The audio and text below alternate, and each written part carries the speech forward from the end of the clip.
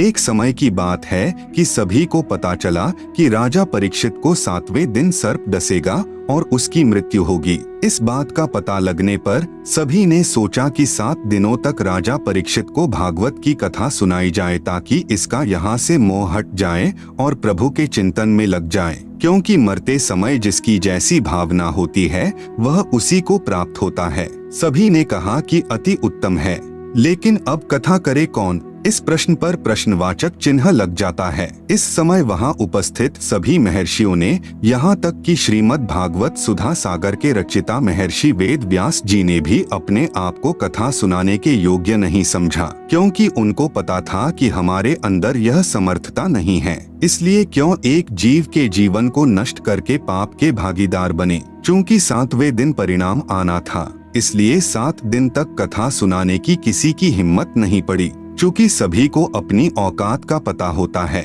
स्वर्ग से सुखदेव जी को भागवत की कथा करने के लिए बुलाया गया और तब राजा परीक्षित का मोह यहाँ से हटा और स्वर्ग की प्राप्ति हुई। स्वर्ग में सुख भोगने के पश्चात वापस नरक में और फिर 184 में चक्कर काटेगा। ये यहाँ का हार्ड एंड फास्ट रूल है, अर्थात अटल नियम है।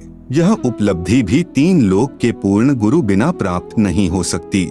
ठीक इसी प्रकार जब किसी स्थान पर प्रधानमंत्री आ रहा हो तो उनके आने से पहले 2-3 बहुत अच्छे वक्ता, गायक व तबले बैंजो बजाने वाले होते हैं, जो बहुत सुरीली और आकर्षक आवाज से दर्शकों को प्रभावित करते हैं। लेकिन वे जो कह रहे हैं उनमें से एक बात भी करने में सक्षम नहीं है।